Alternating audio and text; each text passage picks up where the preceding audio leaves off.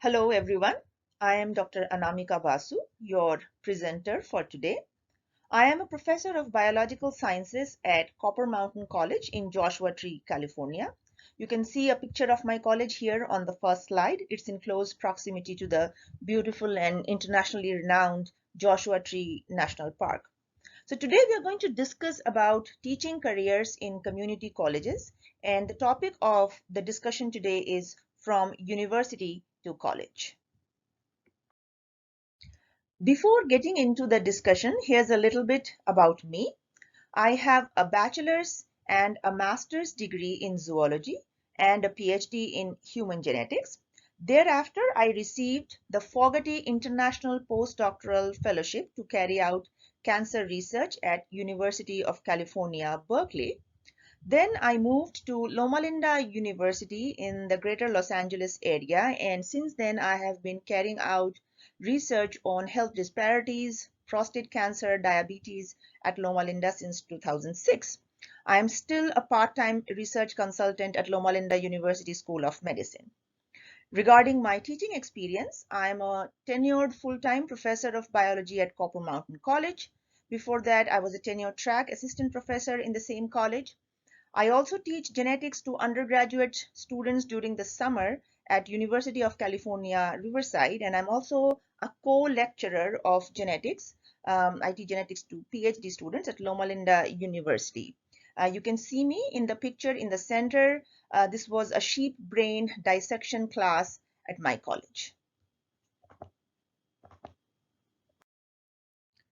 This slide shows an article that was published in 2020 on Course Hero website, and it featured some of my teaching strategies that have been appreciated by students over the years. For example, when I'm teaching muscular contraction to physiology students, it's a difficult concept, so I use an analogy with the well-known Cinderella story, how troponin and tropomyosin are like the stepsisters who won't let Cinderella, in this case actin, dance with the prince that is myosin. So what is a community college? I think most of you know about community colleges and some of you might have also attended one, but here's a brief background. A community college is an institution of higher education. It is also known as a two-year college or a junior college. Community colleges were created to serve their surrounding community. These are regionally accredited, and the highest credential awarded is an associate degree. Most students do their first 2 years of undergraduate study here and then transfer to a four-year college or university. So open admissions are commonly practiced and tuition fee is lower than a four-year college. Data has shown that 40% of all undergraduates in US have studied in community colleges at some point of time. As of 2006, according to the American Association of Community Colleges website, there were about 1,600 community colleges in US. Something about Texas community colleges. I went to their website and learned that there is a Texas Association of Community Colleges, or TACC, and the TACC represents about 50 community college districts in the state. Looking at how community college students fare in Texas, the pie chart on the right-hand side of the slide shows that 40% of graduates from 2017 are in the workforce in Texas, while 30% are working as well as enrolled in higher studies. This is a very encouraging scenario. Now, moving to the most important part. Why would you consider a career in the community college? What are the pros and cons? The first reason is embracing an alt-ac career path. Alt-ac, or alternative academic, refers to careers that may be in or outside of academia that present opportunities besides tenure track professorships in four-year universities. I understand that we all have our dream jobs, but between that dream job and unemployment is a real job. And we also understand that job market is tight these days, economy is not good. So it's better to have realistic expectations. And so embracing this alt act strategy will wisely cover all your bases. The second reason is that job opportunities abound at community colleges. There are usually thousands of open faculty or staff positions at community colleges posted on higher ed jobs. So when you open up your job search to the community college, a tremendous range of opportunities becomes available. And ruling out community colleges as potential employers is definitely not a wise job search strategy. The third reason is competitive salaries. This is a very important advantage that community colleges have. The American Association of University Professors, or AAUP, publishes annual surveys of faculty salaries. In many parts of the country, it is seen that salaries at two-year colleges are competitive and may sometimes even be higher, or they could exceed those of the neighboring four-year universities. So at a community college, PhDs earn a starting salary according to how many years they have taught in addition to a doctoral stipend. So while different regions, different parts of the country might offer different pays based on the state, based on whether it's a rural or an urban campus, it is seen that more remote or rural campuses draw talent with high salaries. The fourth reason is better benefits. Now, in community colleges, there are teachers' unions. And because the community college faculty are more likely to be represented by these teachers' unions than their research university peers, so the benefits packages are way stronger. If you take into consideration the paycheck, the medical, dental, vision, and life insurance coverage, everything, and you do the math, you will see that it is substantially higher for community college faculties than what would be earned as an assistant professor at a four-year university in the same area. The fifth advantage is that you don't need a doctorate degree to teach at a community college. Now, while almost all senior administrators at the community college level either have or are pursuing doctorates, you do not need a PhD to teach at a community college, at least not yet. So, accrediting guidelines for faculty members at two-year colleges require only a master's degree with 18 graduate semester hours in the discipline. But does it mean that having a PhD doesn't give you any advantage? Well, yes, it does during the hiring process. All things being equal between two candidates, the one with the PhD would usually win out. Sixth reason, the work is a lot less stressful at a community college, if you love teaching, that is.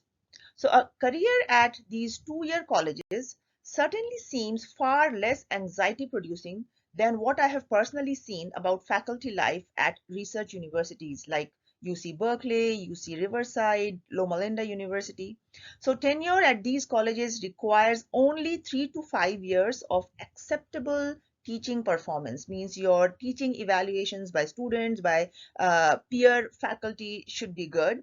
You need to provide service to the community college district and take part in the different professional development activities. So in other words, you don't have to publish a thing to get tenure, which is a big deal in research universities where you need to have publications, you need to have bring in your extramural research grants and so on. So you just do a good job in the classroom, serve on a few committees and attend a conference or a workshop when you can, and you'll be fine. You'll get tenure. Seventh reason, it is a challenging but rewarding career. Most community college faculty members find their work deeply satisfying. A recent national survey of community college faculty members found that 73% report experiencing joy in their work and 71% believe their work is meaningful. So those who are interested in personally connecting with students, working with significant numbers of non-traditional and first-generation students and contributing service to a community should strongly consider positions at community colleges. Eighth and final reason, making an impact. Data shows that approximately 22% of all full-time faculty members teaching in community colleges do so for the opportunity to make an impact in the lives of their students and in their communities. In terms of sheer numbers of students they reach, community colleges have an enormous impact on American higher education. I teach in the California Community College System, or the CCC. This alone is composed of 109 colleges, serves more than 2.5 million students, and is the largest system of public higher education in the world. Now let's change gears and talk about the disadvantages. What are the challenges that you will face if you choose to teach at a community college? The first disadvantage is that one-size-fits-all pedagogy does not work. Students in community colleges come from diverse backgrounds. They have wide range of ages, life experiences, socio-economic status, and varying degrees of academic preparation. While this diversity is exciting, it also makes community college teaching more challenging. So faculty here at community colleges must be flexible and must bring in innovative strategies to meet these students' needs. This is a screenshot of the article that was featured on my teaching strategies in 2020. I teach anatomy and physiology to community college students. These are high attrition classes, meaning that many of the students end up not passing the class or dropping the course in the middle of the semester. And the reason is these are content heavy courses, so it becomes overwhelming for the students to remember all of the information there. So over the course of years, I have developed teaching, using analogies in my teaching. So simple things that students can relate to. If I could explain difficult concepts using these simple analogies, the retention is much better. For example, when I am teaching respiratory system and I have to explain the structure of the nasal cavity, I use an analogy based on the classroom in which they are sitting. I tell them that imagine all of the space in the classroom is the nasal cavity, which is the space inside the nose. So the classroom door is like the external nostrils where air enters. If students could walk through the room and out another door, that would be like air flowing through the nasal cavity and exiting through the openings at the back of the throat called the choana. Or when I'm explaining nephrons in urinary system, so I tell them, imagine you've made pasta and you have to drain the pasta using a colander. So we have similar structures, little colanders in our kidneys, which are used to filter blood and make urine. Or again, going back to the Cinderella story for muscular contraction. So I tell them that fairy godmother has to come and rescue, and it is in this story it's calcium ions that have to come, and when they come, the villains troponin and tropomyosin are gotten rid of, and that's when actin can dance with myosin and muscular contraction can occur. The second challenge is that community college students are underprepared. While community college students are more likely to need remediation, to delay their entry to college, to enroll part-time, to be single parents, to have children, to work more than 30 hours a week, to be financially independent, and to be the first in their families to attend college, but they are also more engaged in their education. That means research shows that community college students tend to be more goal oriented. They are more engaged in terms of spending more time studying and working harder to meet instructors' expectations. A lot of my students are adults, or they left education a long time ago and they have come back, so they're pretty serious about their goals. They know what they're going after, and they cannot afford to waste time or money. The third challenge is accommodating various learning styles through multiple teaching strategies. Community college faculties are expected to be proficient in the use of different instructional technologies to make education accessible. And this includes, but is not limited to, PowerPoint presentations, teaching in smart classrooms equipped with the latest technology, developing supplemental websites for their classes, teaching online or through other distance learning media like cable TV and so on. And I'm talking about teaching online not just during the pandemic. In community colleges, we've been teaching online and hybrid classes even before the COVID-19 pandemic hit. Again, an example from my teaching. So as when I teach nervous system to my students, I have to teach them the 12 pairs of cranial nerves. So what you see on your left side is a slide which is of the human brain with the 12 pairs of cranial nerves. And my students, for anatomy students, this should be on their fingertips. They should know the names of all 12 nerves in the order, which one is nerve first, which one is cranial nerve number 2, and so on. So some of them would be able to memorize it from this, but many others would need extra help. So I provide them this mnemonic for them to remember. Once one takes the anatomy final, very good predictions are heavenly, so they know, okay, the O is for olfactory, optic, oculomotor, trochlear, trigeminal, and so on. And then for those students who are more visual learners, I provide them this image and tell them, look at this face. And if you can, just take a mental picture of this image, it will help you remember. You see, number 1 is where the nose is. So this is olfactory nerve. Number 2 is for the optic. Number 3 is moving the eyeball muscle. So this is number 3 on the eyebrows. The 7 is facial. It's like the face is, the outline of the face is made by number 7, and so on. And this helps students. Actually, I have had former students come and tell me, those who have already become nurses or gone into other professions, and if I meet them sometimes, they say, Dr. Basu, I may not remember everything that you taught us, but I do remember that Cinderella story, or I do remember that face of those 12 cranial nerves. Those 3 were the main disadvantages or challenges that are faced by community college faculties. Now let's clear some misconceptions commonly held by people about community college teaching positions. So this is the debunking myth part. The first misconception that I want to clear is about research work. You can still do research at community college. The biggest concern for graduate or PhD students when they leave a university and they go to a community college setting is that their research skills will go waste and that their research experience will not be utilized. This is not correct. Okay. It is true that the focus of community colleges is the students and their interests always come before the research agenda of a faculty member, but many community colleges will be eager to fund faculty with a research background who can study student performance, student equity, and best practices in pedagogy to conduct research that serves students. Or you may collaborate with neighboring universities, research labs there. I have continued my research collaboration on health disparities with Loma Linda University.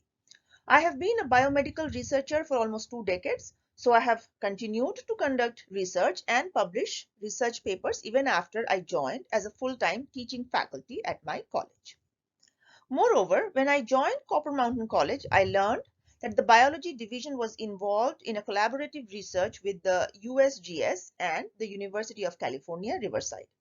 This involved the Desert Tortoise Conservation Project. On the bottom left corner of the slide, there's a picture and it shows the tortoise reserve for this endangered species that our college takes care of. On the top left side, there's another picture that lists all the collaborating partners in this project. If you click the link on the right side of the slide, you can see our not so camera shy tortoise, Clyde, moving towards us. So we have put chips in these tortoises for tracking purposes, and the biology division provides data and keeps USGS updated on the status of all the tortoises in the reserve. The next misconception is that the teaching load will be brutal with endless grading. This is simply not true. You may not need to teach 5 classes to maintain your status as a full-time faculty member at a community college. Teaching is the focus point at a 2-year institution. However, there are many ways to modify a course load to fit your needs and interest. Personally speaking, when I started teaching at Copper Mountain College, I had a 4-day teaching schedule. On 2 days a week, I would teach for 3 hours, and 2 other days I would teach for 6 hours. Okay. Gradually, I did my own research about the demographics of our students. Copper Mountain College is a commuter's college, so most of our students are driving from far off. I learned that the students would prefer if the labs were held in person on campus while the lecture was online, so they wouldn't have to commute twice a week to the college. Therefore, I proposed a hybrid modality for my classes, and the proposal was approved by the curriculum committee.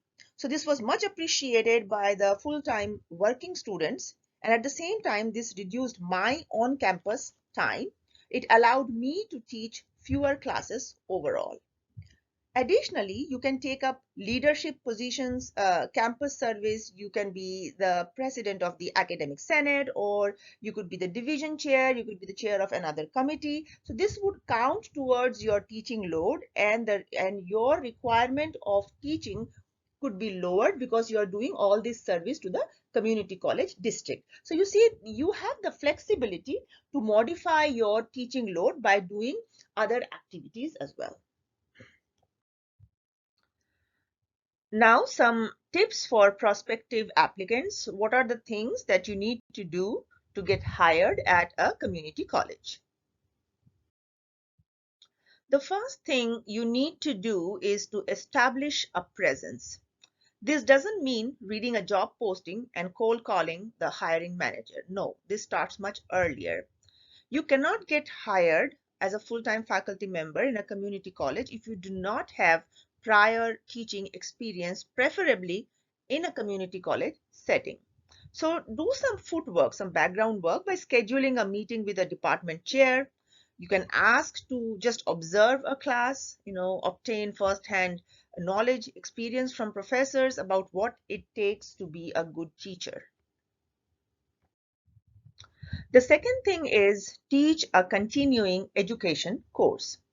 If you do not have any prior teaching experience, you are not going to get a capstone class to teach. It doesn't matter how much research experience you have. You might have research experience from even an Ivy League school, but when it comes to teaching at a community college, they want to see that you have some teaching experience. So how do you make an entry? The best entry point is meeting with the director of the continuing education and ask to teach non-credit courses. So leading non-credit career training or personal enrichment courses are great ways to obtain teaching experience. Once you have taught in continuing ed, you have teaching skills, so that transfers into a credit area. The third tip is offer to collaborate. Community colleges are hungry for input from the community and from the industry. They welcome collaborations. So if you're working in an industry and let's say you're hard at work and may not have time to teach a class on the side, you can still establish a presence and obtain experience by partnering with community colleges, by offering their students academic-based internships at your company, or even volunteering to serve on a community college advisory committee. Accentuate your leadership skills, or emphasize that you have skills in classroom management and teaching. So let's say you are working outside of academia, you do not have any teaching experience, then you really need to highlight it on your biodata, on your resume, and bring the attention of the interview committee to the fact that you do have experience in management, in managing employees, so that you can just simply transition that skill to a classroom setting. I have given here an example where it says my transition from the restaurant business was facilitated because a lot of what I was doing was training staff. A community college faculty who transitioned says I was able to articulate, so they hired me without teaching experience because I had underscored the fact that training was part of my job. The next one is be an engaging adjunct. This is extremely important because the road to getting a full-time faculty position at a community college is to start as an adjunct faculty. Most of the full-time community college faculties start as adjuncts. Even I started as an adjunct while I was doing my postdoctoral research at Loma Linda University full-time. I started teaching part-time as an adjunct faculty in neighboring community colleges during the night time or even during weekends. If you've already landed an adjunct position but would like to move into a full-time faculty position, then you need to get involved in the college beyond your classroom experience. Okay, that means you volunteer to serve on committees or participate on assessment projects. Let the division chair know, ask the division chair if your skills could be used in some committee. Start attending departmental meetings. So sitting full-time faculty members have an advantage over adjuncts for the jobs because some adjuncts don't have experience with community or governance. So get involved in professional developmental activities, and then that all builds up and you can write it on your resume, and this would definitely help you to get that full-time position at a community college. Seek help with classroom management. For a lot of new faculty members, the biggest challenge is classroom management. They may be very good teachers, they are very good at their subject matters, but when it comes to managing, let's say, a conflict that arises in the class, they do not have the experience to handle it. So failing at classroom management is not the biggest mistake. The administrators, the division chairs are very well aware of the fact that it could be very challenging for new faculty members to manage the class. The mistake is when somebody doesn't realize that they need help. So when they don't seek help when it is needed. And trust me, there's plenty of help. Okay, community colleges assign mentors to adjuncts. There are full-time faculty members. We sometimes we are asked to supervise and help the new adjunct faculty members. There are program managers, department chairs, and deans, all of whom are charged with giving support to the new or the adjunct faculty member. Last but not the least, you might not want to go back. It is often seen that those who transition from another profession to community college teaching find it hard to go back after teaching. So the idea of taking what you know and transferring it in a meaningful way is transformational. Once you've taught a class, particularly in a community college, it's really an incredible experience. What are the job responsibilities of a community college faculty member? First and foremost, teaching. Teaching is the central focus of a community college. So that's the principal role or the primary role of a community college professor. And the teaching load at a 2-year college would be heavier than a 4-year institution. 15 units a semester is common, which translates into, let's say in my college, about 3 anatomy courses a semester. Class sizes may also be larger than average. Second is grading. Since teaching is the primary job, so yes, the community college faculty will be doing a lot of grading.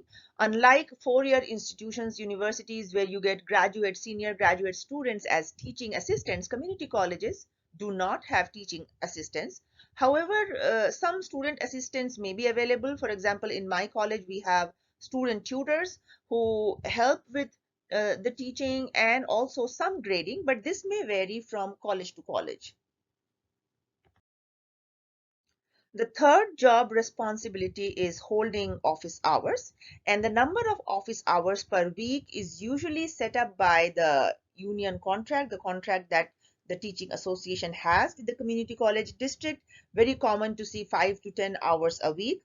In my college, if you are doing a minimum teaching load of 15 instruction units, then you need to have 5 hours, of the office hours in a week. if you are teaching an overload, so if you have overload of classes, then the college gives you an option of increased office hours as well. But if you do end up conducting those extra office hours, you get paid for it accordingly. What are the requirements for promotion and tenure in a community college? It is simply the evidence of teaching excellence, not research. This is the means by which most community colleges would award tenure and promote their faculty members. So research is viewed only as a bonus, as an add-on after success in teaching has been established. Faculty members at public community colleges report spending about 79.8% of their time teaching, but only 3.5% on research, compared with public doctoral university faculty members who report spending 50.8% of their time teaching and 28.2% on research. Salary advancement. Now, this is again something that is much better in community colleges than in four-year institutions, because the salary advancement is a very structured process. It depends on your qualification as well as your years of service. So as soon as you are hired, you fall into row X and column Y, and so your salary for the first year is going to be this, the next year it's going to increase to this much, and then the year after that. So you already know that. And this may mean more regular increases than at universities, where a number of factors influence these adjustments, and advancements may not be automatic like in the community college system. Lastly, opportunities for administrative roles.